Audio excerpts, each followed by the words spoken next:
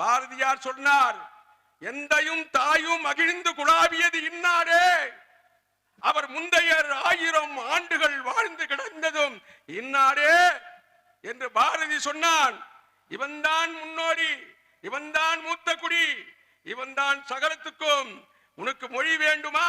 அந்த மொழியை உருவாக்கி தந்தவன் இந்த பழங்குடி மக்கள் தான். குறிப்பாக குன்றிலே வாழ்ந்த, மலையிலே வாழ்ந்த குறவர் குடிமக்கள் தான். இந்த மொழி, இந்த தமிழ் மொழி இருக்கிறது, அந்த தமிழ் மொழிக்கு, தமிழ் மொழி எல்லா மொழிகளுக்கும் தாய்மொழி, எல்லா மொழிகளுக்கும் துணைமொழி. இந்த மொழிக்கு தாய்மொழி எது தெரியுமா? இந்த மொழிக்கு தாய்மொழி எது தெரியுமா? இந்த மொழிக்கு தாய்மொழி குறவரின மக்கள் பேசிய குர்ரு பாஷை, குர்ரு மொழி என்பதை நீங்கள் மறந்துவிடக் கூடாது. குர்ரு என்று சொன்னால் மலையிலே தோன்றிய மொழி என்று அர்த்தம். எனவே மலையில் தோன்றிய அந்த மொழி அம்மாங்கிறோம், ஆனால் அதுல வேர்ச்சொல் அம்மேங்கிறோம். அக்காங்கிறோம், அதனுடைய வேர்ச்சொல் அக்கேங்கிறோம்.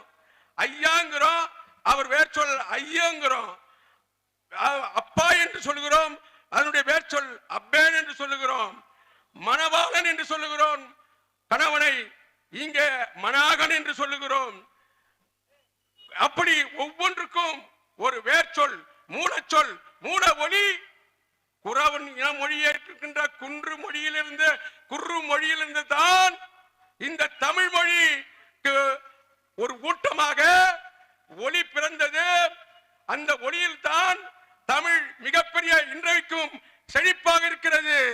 அன்பு உறவுகளே, இன்றைக்கும் தமிழ் மொழியை அழிப்பதற்கு எத்தனையோ திட்டங்களை, கொள்கைகளை, எத்தனையோ மொழிகள் அந்நிய படையெடுப்பு நடந்தாலும் இந்த மொழி ஏன் அழிக்க முடியவில்லை என்று சொன்னால், இயற்கையோடு இணைந்த மலையிலே இருந்து வாழ்ந்து உருவான அந்த மக்களிடையே பிறந்த ஒரு மொழி. தமிழ் மொழியை அழிக்க முடியவில்லை, தமிழ் மொழியை அழிக்க முடியவில்லை.